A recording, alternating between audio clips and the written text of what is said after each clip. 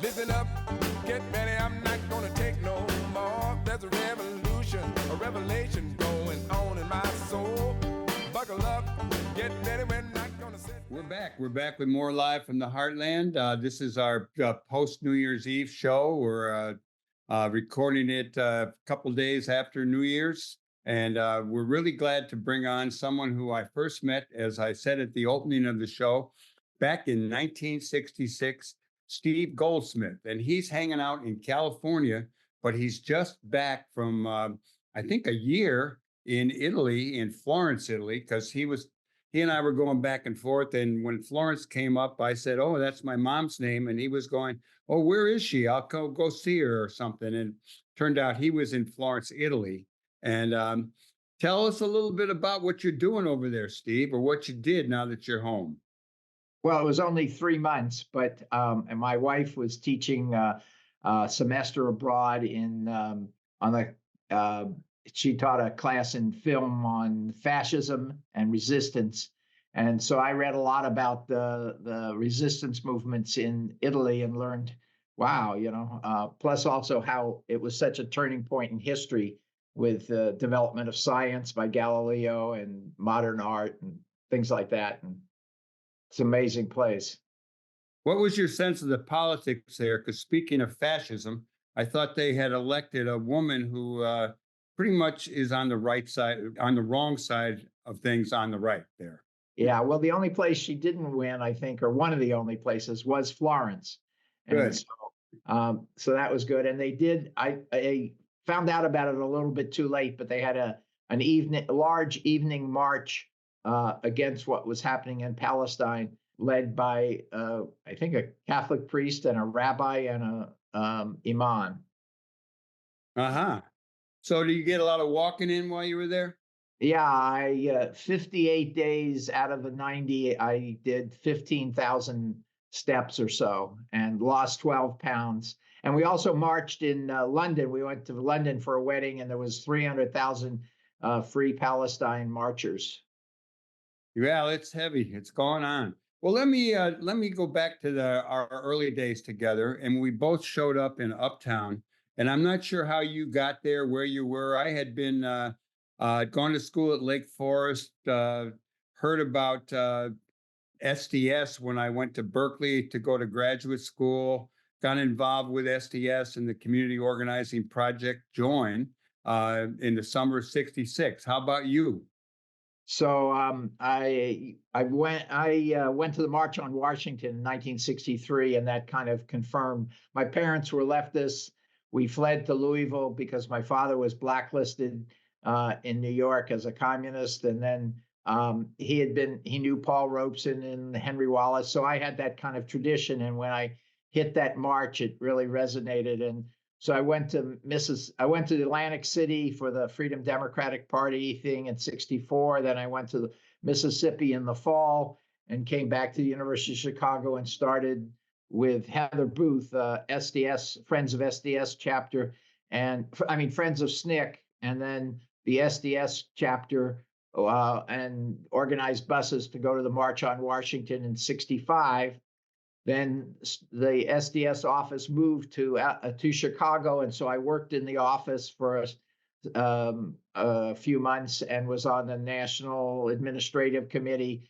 So when I said, "Well, what should I do?" And they said, "Go uptown." And so I got involved in Join, and then was there for a couple years. I finished University of Chicago, and then as Join began to be more the community saying, "We want to be here," it also happened that the draft board said, your number is up, but I had gotten conscientious objection status, and they gave me 3 choices, and one was Florence, Kentucky, but the other one was Louisville. So I went to Louisville, where I had grown up, and as it happened, a guy started a movement inside the military at Fort Knox called FTA, Fun, Travel, and Adventure, or as most soldiers knew it as Fuck the Army.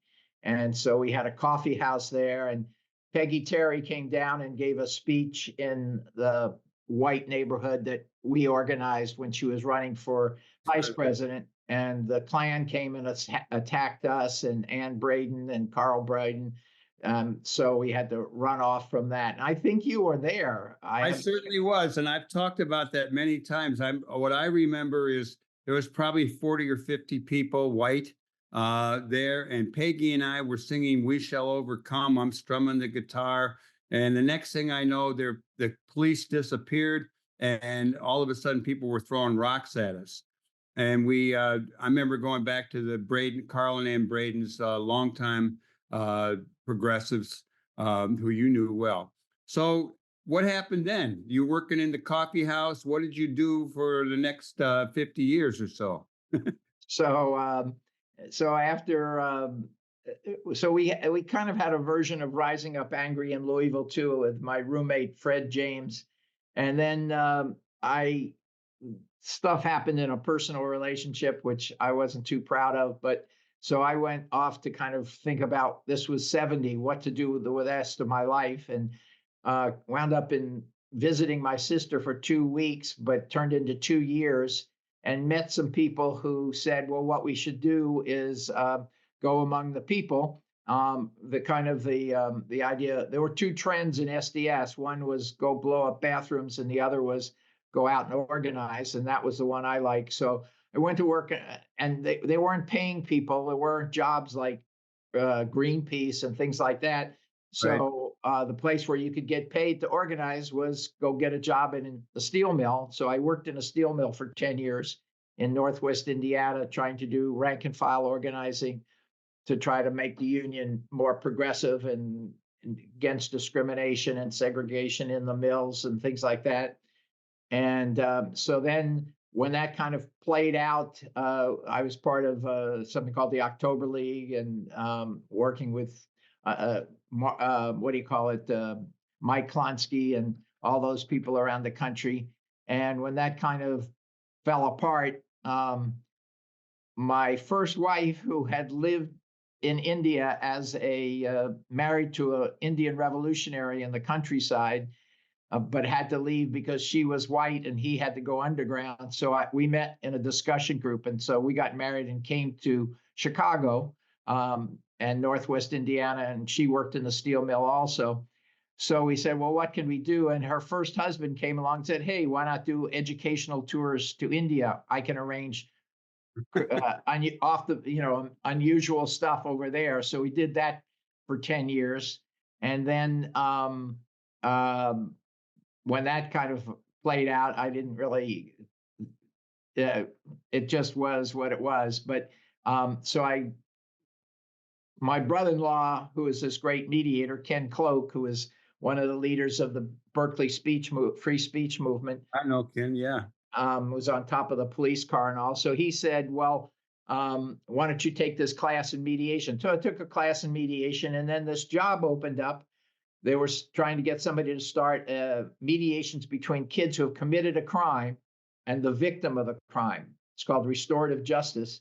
And so started that program, and it's still going. We've done I've retired from that, had the good luck that it was administered by a city government. So I had a CalPERS pension, but we did tens of thousands of mediations where the kid learns what his action was for the consequences and then they do an agreement to make things right. And it's shown to cut recidivism by 50% or more. And now the LAPD, big bad LAPD, has an agreement with the agency. It's called CYS, and they have a website, CYS-LA, and it uses .org, uses volunteer mediators that we trained, and then they would, the LAPD, if the kid goes through the program, they can say they've never been arrested. They file the arrest. And then we added parent-teen mediation, which was very effective for kids in conflict with their parents, and peer mediation and other conflict resolution programs, with the idea that the justice system is just toxic. And so we try to keep kids away from it, keep them in school and out of jail. And I did that until 2016. And then when I retired from that, I kept working there for another few years as a consultant. And then because I knew about mediation, and I had joined Rotary for just to make my boss happy, but then I found out this is an amazing organization, about 1.2 million of people who are there mostly to serve the people. Service above self is their slogan, and they work to try to make things better in their community. And that really impressed me. Let me jump in for a second. And Yeah. I did want to say on the conflict resolution, I had one experience with that when Yeah. some kid broke in and stole ice cream, et cetera, from a stand we had down along the beach. And they worked out really well. And the Rotary Club, tell people what the Rotary Club is, because when you mentioned it earlier, I remember when I was in a hot rod club speaking to the Rotary Club, and then later in my Heartland Cafe years, speaking to a Rotary Club here in Chicago. And both experiences were real good. And you are wowing me with all the good things you shared earlier about the Rotary Club. So tell the listeners what the Rotary Club is. Okay, and just as a note, Bernadine Dohrn was doing a similar program in Chicago to the Restorative Justice Program. And the goal of that, by the way, was to transform, not just to serve individuals, but to transform the whole juvenile justice system in Los Angeles, which they've made great strides. Big change from the 1992 when we started till today. But Rotary, and again, I saw this as a place to do mass work, like the steel mill, like Rotary. Let me see what I can do inside of Rotary as an organizer.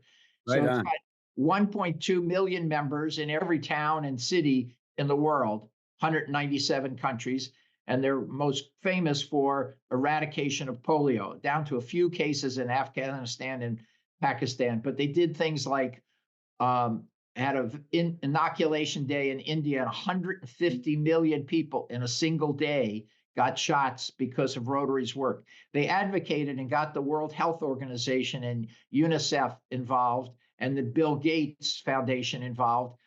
So they both did direct inoculation type, immunization type work, door to door, and also advocacy for it.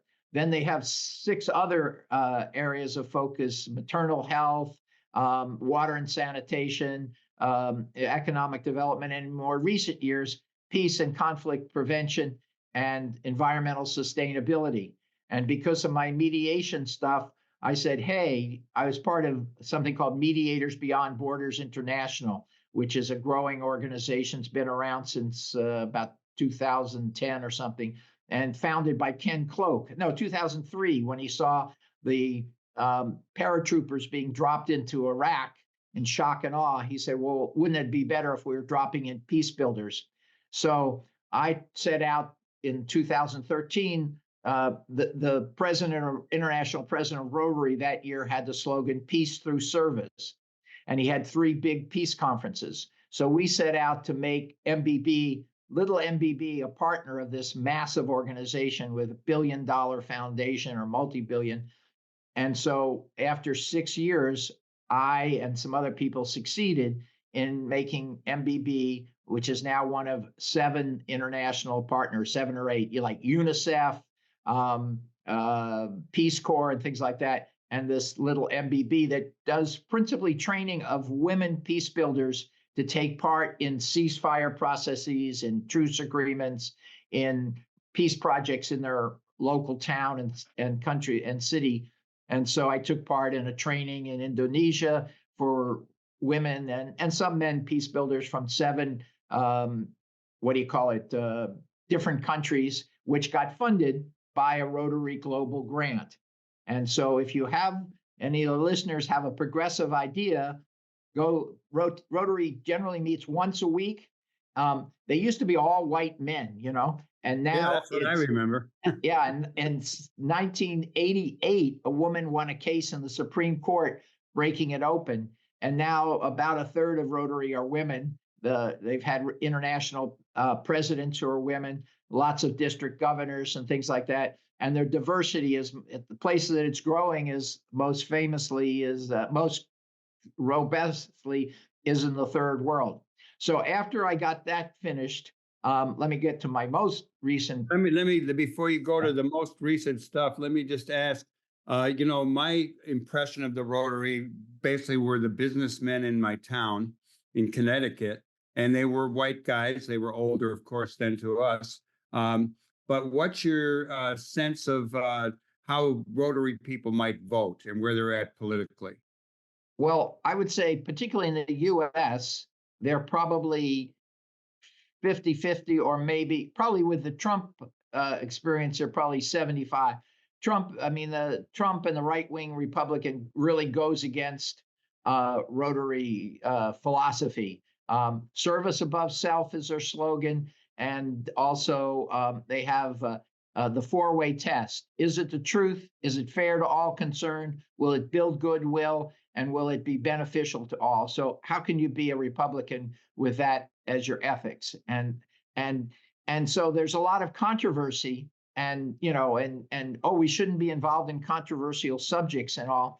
But that's what the kind of Mediators Beyond Borders is. Let's have peaceful conversations on difficult subjects, so as to get these two different. There are, I would say, two different viewpoints in Rotary.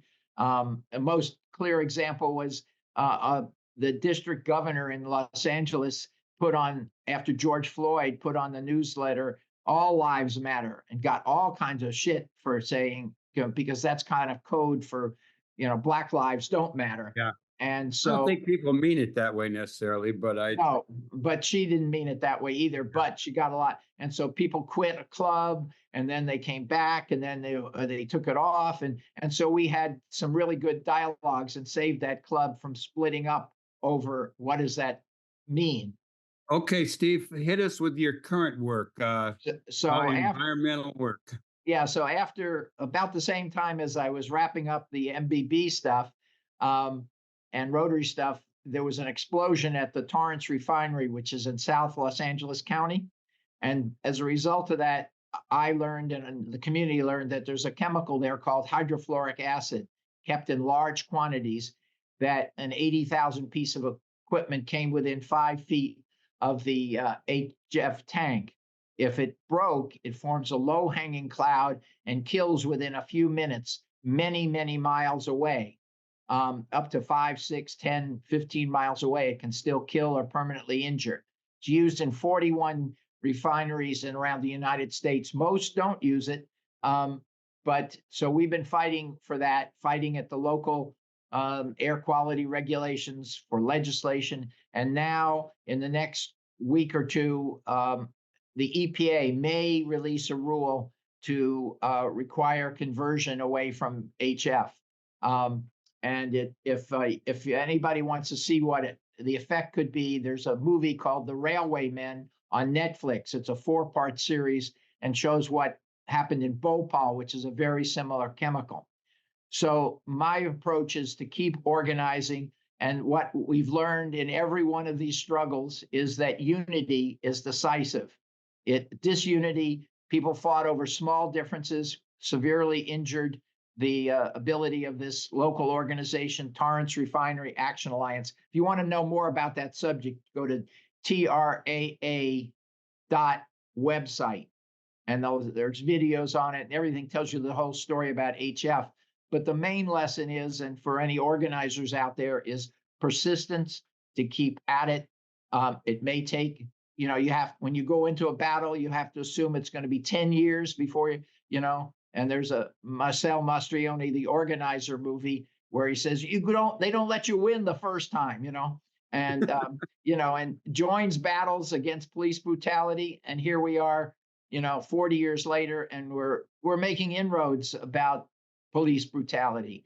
I don't think we've solved it yet, but so in each battle, you have to assume that it's going to be a long battle. So prepare for that. Make sure your life situation is such that it sustains you, and keep work, whatever it is, whatever somebody wants to do. I've learned in this TRAA thing, somebody said, well, let's do this. Let's go leaflet there. Okay, let's do it. And like right now, somebody's got a bunch of plans, and I said, oh, we've been through that. Well, that didn't do it. Let the person whose idea it is go for it, support it. Whatever action is where the success flows, and just keep reminding, the slogan, the thing, what is it? The people united will never be defeated. Well, the key word there is united. If you're not united, you're not going anywhere. If you are united, you might win. Even against big, powerful oil industry, we fought them to a draw for 4 years. And when they divided us, that's when they were able to stop our advances. So that's my lesson for anybody who's involved in the movement. And it's the best thing. It's a purposeful life. Here I am at 79. I am going off to play tennis, so I've still got my health. But the thing to do is live life for purpose, for meaning, because most of us in the U.S. have food, shelter, and clothing covered, and some of us have love, and we can all have purpose. Steve, that was really great hearing all these things you've done. And I would like to invite you back on to be more specific on any particular thing you're interested in doing. Always welcome to, and I keep in my heart all the joined people. That's where I learned the love of the people, the power of the people. See those folks marching, see those people going down to the welfare office to fight for somebody else's welfare check. That was too good. You're a hell of a guy, and thank you very much for coming on live from the Heartland. Everyone else, stay